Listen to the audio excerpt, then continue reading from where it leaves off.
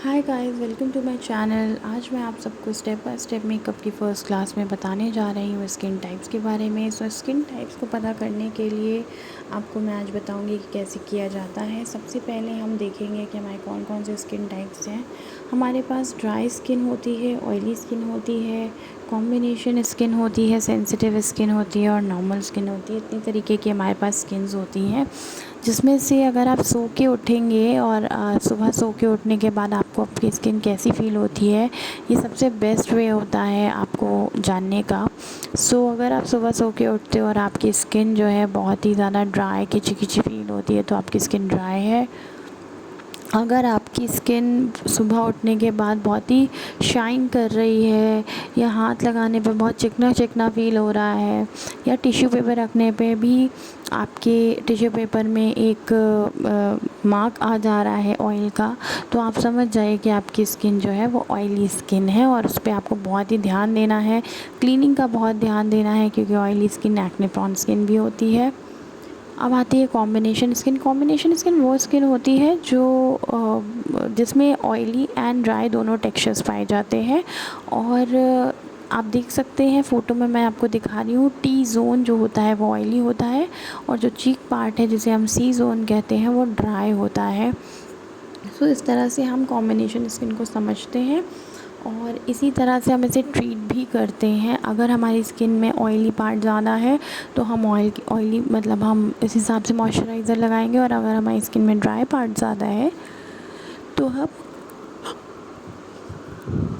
उस हिसाब से उसको ट्रीट करेंगे। मार्केट में अलग अलग तरह के प्राइमर्स भी आए हैं जो हमें स्वेट कंट्रोल में हेल्प करते हैं, मेकअप को लॉन्ग लास्टिंग बनाते हैं और पोर्स को भी ब्लर आउट करते हैं। बहुत ज़रूरी है इन चीज़ों को समझना। नेक्स्ट स्किन है हमारी normal skin. Sensitive skin. Sensitive skin जो होती है वो थोड़ी सी पतली होती है और आपके फेस पे बहुत ज़्यादा रेडनेस दिखेगी। उससे आपको समझ में आ जाना चाहिए आपकी स्किन जो है वो सेंसिटिव कंडीशंस में आती है।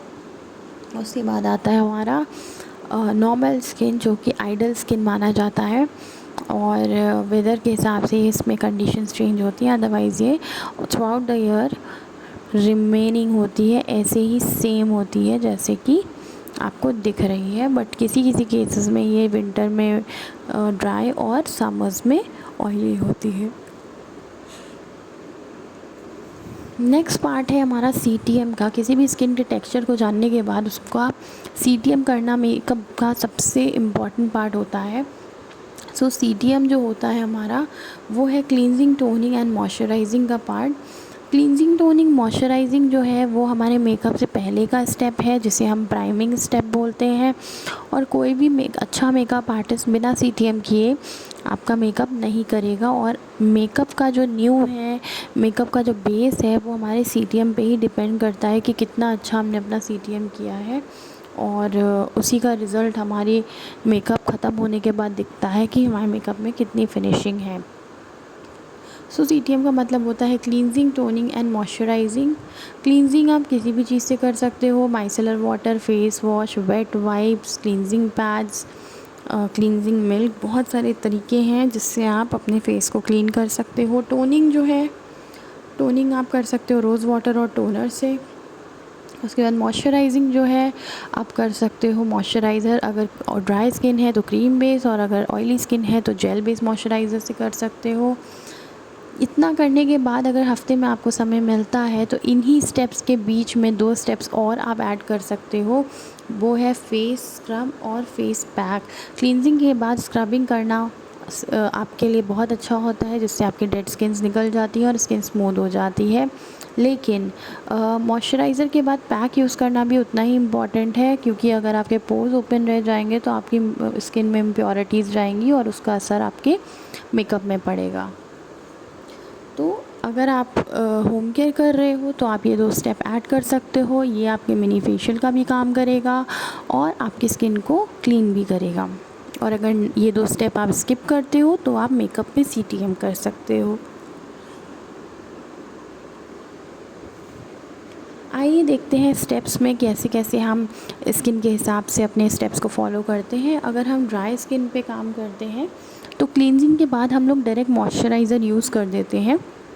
आइडली हमें टोनिंग भी करनी चाहिए, बट जस्ट इन केस अगर कभी कोई स्किप कर भी जाता है तो ड्राई स्किन में उसका इतना ज़्यादा फ़र्क नहीं पड़ेगा। लेकिन हाँ, ऑयली स्किन पे हम क्लींजिंग, टोनिंग और मॉइस्चराइजिंग तीनों ही चीज़ करेंगे। और मॉइस्चराइज़र में हम जेल बेस या वाटर बेस्ड मॉइस्चराइज़र्स यूज़ करेंगे, जिससे कि हमें हाइड्रेशन तो मिले लेकिन ग्रीसीनेस ना हो। और उसके बाद आता है कॉम्बिनेशन स्किन। कॉम्बिनेशन स्किन पे भी हम सेम काम करेंगे और हमारा सेंसिटिव और नॉर्मल स्किन पे भी हम सेम ही स्टेप्स फॉलो करेंगे। जिस ऑर्डर में मैंने आपको एक्सप्लेन किया है उसी ऑर्डर में हम इस काम को आगे बढ़ाएंगे। और ये बात बहुत ध्यान रखनी है कि जब हमारी स्किन ओवर ड्राई होती है, एक्सेसिव ड्राई होती है, तो वहाँ हम ऑयल सीरम्स या फेस ऑयल का यूज़ करेंगे, जिससे कि हमारी स्किन में डीप पेनिट्रेशन हो सके और अच्छे से हमारी स्किन अंदर से ग्लो करे, हेल्दी दिखे।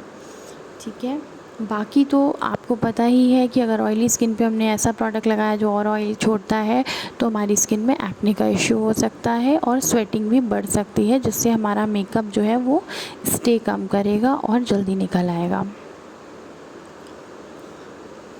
तो वापस आते हैं हम अपने सीटीएम पे।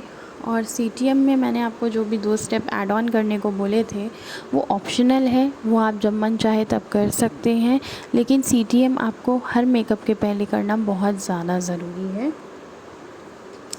जब हम लोग सीटीएम कर लेते हैं उसके बाद ही पता चलता है कि हमारी स्किन किस तरह से रिएक्ट कर रही है। बट सीटीएम के बाद का एक बहुत इम्पॉर्टेंट स्टेप है, वो है प्राइमिंग का।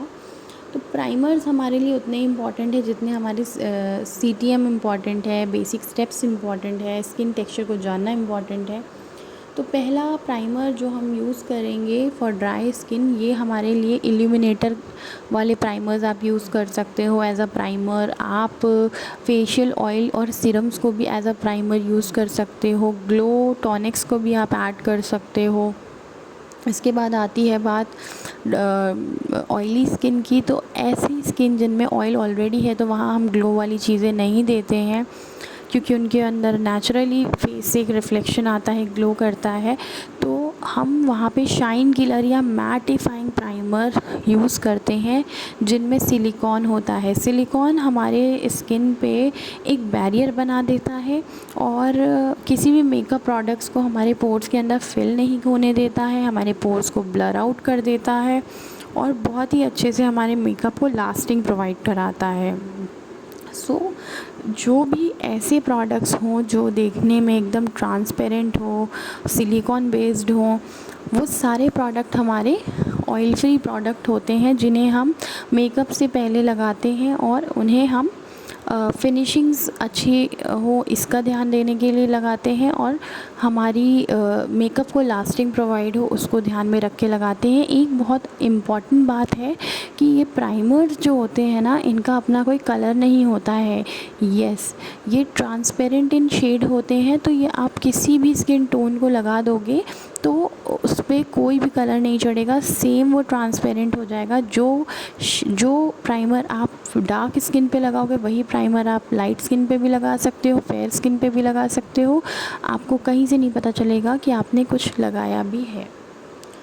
Okay, so hydrating primers for dry skin मैंने लिखवाया ही है। उसके बाद ऑयली स्किन पे सिलिकॉन बेस्ड प्राइमर्स मैंने बताया है, जो कि पोर फिलिंग का काम करता है, आपके मेकअप को लास्टिंग प्रोवाइड करता है, स्मूथ टेक्सचर देता है, बहुत सारी चीज़ें हैं। इसी तरह से कॉम्बिनेशन में भी हम जेल प्राइमर ही यूज़ करेंगे जिसमें सिलिकॉन है, और सेंसिटिव और नॉर्मल में भी हम सिलिकॉन बेस्ड प्राइमर ही यूज़ करते हैं। ये मैट तो होते हैं लेकिन इतना ज़्यादा ड्राई नहीं करते हैं अगर आपने मॉइस्चराइजिंग अच्छे से की हुई हो तो। मैंने आपको बताया कि कितना पी साइज़ अमाउंट आपको लगाना है और प्राइमर दिखता कैसा है, वो हाथ में जाके देखिए इनविजिबल भी हो गया था। यही तरीका होता है हमारे प्राइमर्स को अप्लाई करने का, लेकिन क्लींजिंग, टोनिंग, मॉइस्चराइजिंग के बाद ही हम प्राइमर्स को यूज़ करते हैं। तो जिस ऑर्डर में मैं आपको मेकअप सिखा रही हूँ उसी ऑर्डर में ही आपको मेकअप करना है, इस बात का आपको बहुत ध्यान रखना है। अगर आपने ऑर्डर्स चेंज किए तो आपकी फ़िनिशिंग में भी बहुत बड़ा फ़र्क आएगा। ठीक है।